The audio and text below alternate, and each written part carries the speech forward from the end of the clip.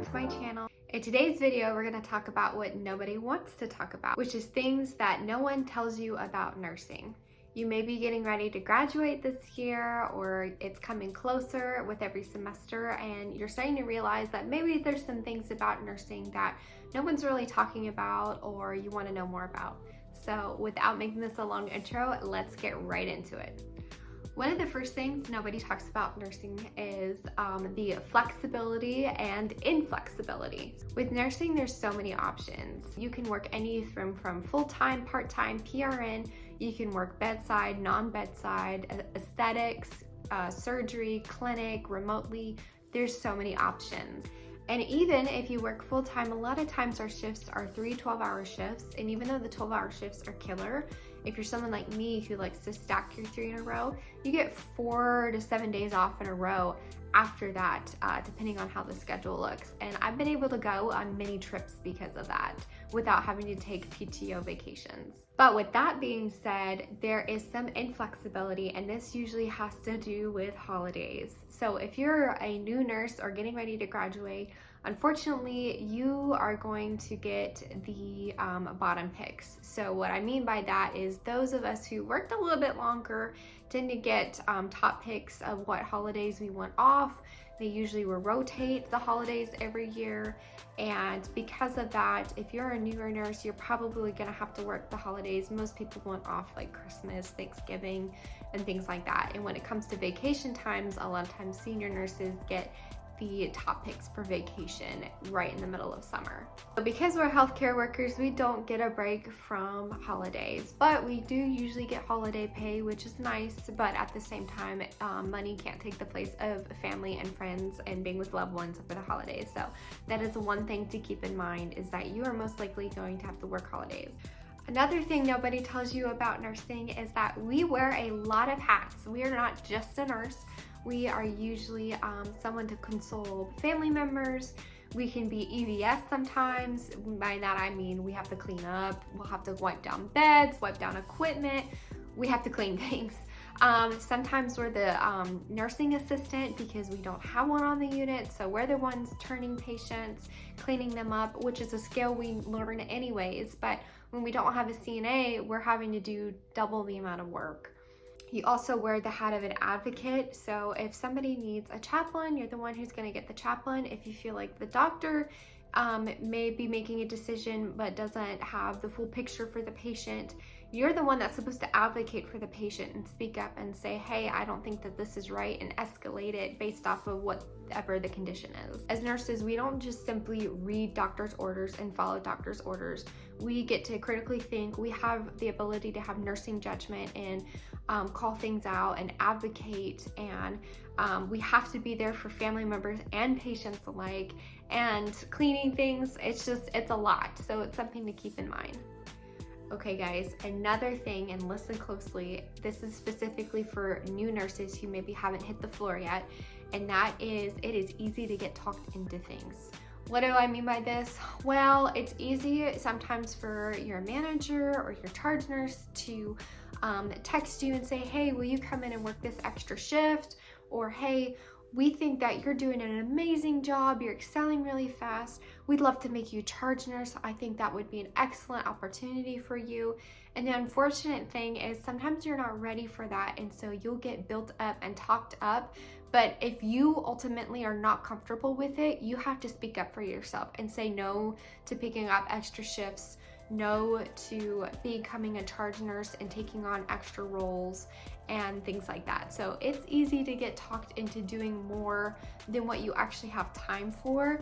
But a lot of times when they bring it to you, it's in this nice little sugar-coated way of, you'll make a great charge nurse, you're excelling so fast, when in reality, maybe they're short people or people are not wanting to charge for a reason. So always question that and think about that.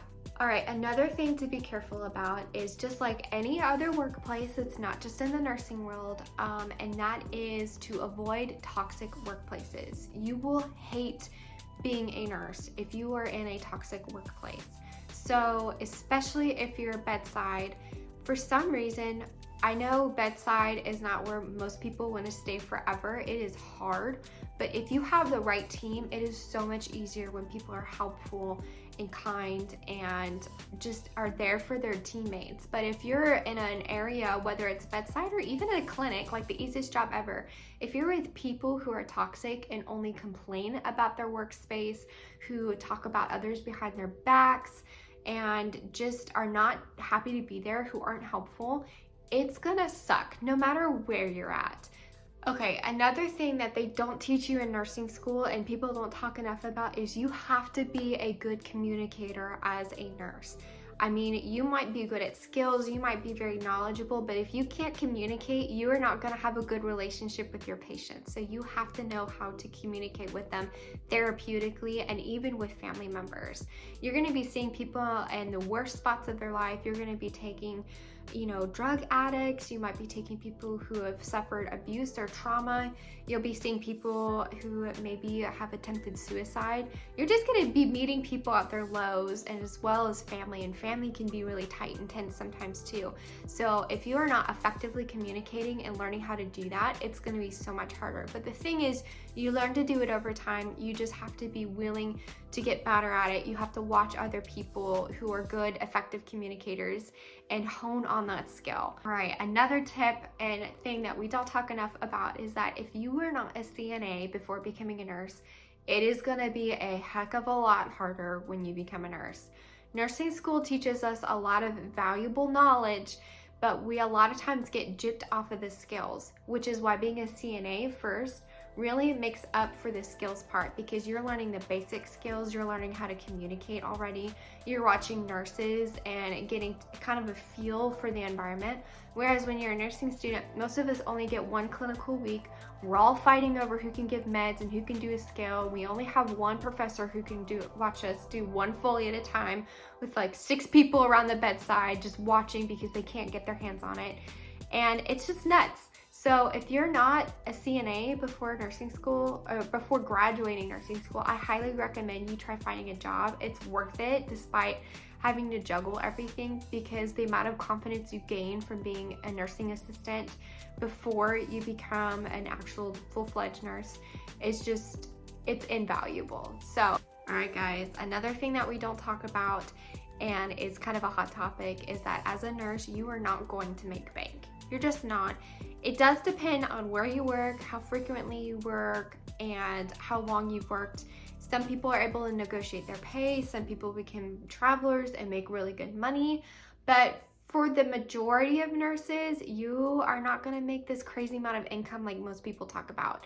Is it a steady job and income? Yes. Is the nursing workforce going to be around probably forever? Yes. So there's job security.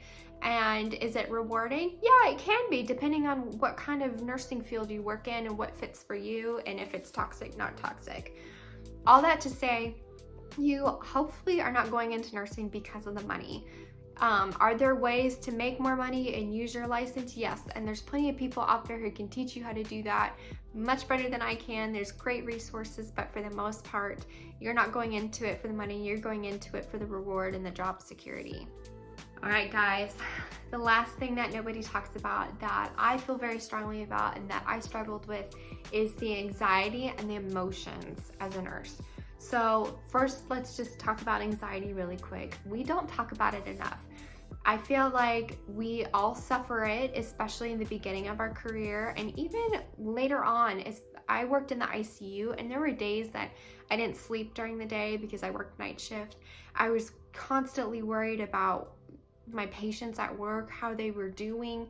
I wish that I could follow up with them. If a patient passed, it was really hard and not to get into my head that maybe I had contributed to that somehow, even though maybe they had been a smoker for 30 years and didn't take care of themselves and had chronic kidney disease, and there's really nothing more that we could do. It's still really hard not to think that was my patient, I could have done more, and to be anxious about even the things that we see on the news, like nurses going to prison, and hospitals throwing them under the bus, and things like HIPAA violations and all that kind of stuff. It's hard not to be anxious as an RN. because of everything that the job entails. And you always hear people saying, you got to cover your butt, you got to be really good at charting, you got to make sure you don't miss anything, the joint commission's coming, all that kind of stuff can make you really anxiety driven. And people don't talk about that enough, and I wish that more like veteran nurses and preceptors would talk about that and share their stories and what they've done to overcome their anxiety, and that would be helpful. And that's something that I've sought out, is just asking more people and more veteran nurses, how did you overcome it? Do you still struggle with it? And there's that empathy and connection there that makes me feel better. And then I've even learned how to chart better. But overall, it just comes down to where's your anxiety derived from and how to tackle that. But it's not something that we talk about in the nursing field, and I wish that we did, because I think we would be a lot more competent nurses if we did. And to go along with that is the emotions. So a lot of times I noticed that I got really frustrated by the fact that when I was a new nurse, I felt like I was emotional all the time. If a patient passed, if they were having a hard time, if a family member was sad, you know, if somebody got a new diagnosis, or it was just a lot. I would cry sometimes. I felt like I had to go hide in the break room, and it just felt like nobody else ever showed any kind of emotion, that they were just kind of dry and jaded. And that actually was the case, but the problem was that I didn't realize the fact that they had already gone through most of that themselves, and they were just at this point where they had seen everything. And is it healthy? No. We should probably go to counseling for that, but they had learned how to cope over time. You might even hear jokes that felt like, oh, that's dark humor, that's morbid. And yet it's a way that we cope as nurses. And the longer I've been in the field of nursing, the more I realized that is a healthy way for us to cope. We probably should find other healthy ways to cope too. It's not done in public, it's usually done in private with your nursing buddies who do understand. And there's a lot of like PTSD related things that go on in nursing, from, you know, patients can be combative, say rude things, whether they mean it or not, to you. I know nurses who, there's been attempts of like sexual assault because their patients were wild. You know, watching people die can be really sad, and it's a lot. It's burdensome. And just for you new nurses out there, just because the nurses around you seem jaded and stuff does not mean that they don't have feeling. It means that they've seen a lot in their lifetime, and they've learned how to cope in different ways. So just keep that in mind. All right, y'all, that's all that I have. I hope that you found these things helpful if you're going into nursing. I don't want it to scare you, but I do feel like we don't talk about a lot of these things realistically, and I wish that we did. So I hope that it was helpful. And if there's something that you feel like you know as a nurse that you wish people also knew, you can leave it in the comments below. And if you're a newer nurse, let me know what was most helpful to you and maybe you didn't know beforehand. So thank you for watching this video. I hope you'll like and subscribe so I can keep putting more content out to you. And thanks for watching. Tutuanana. See you later.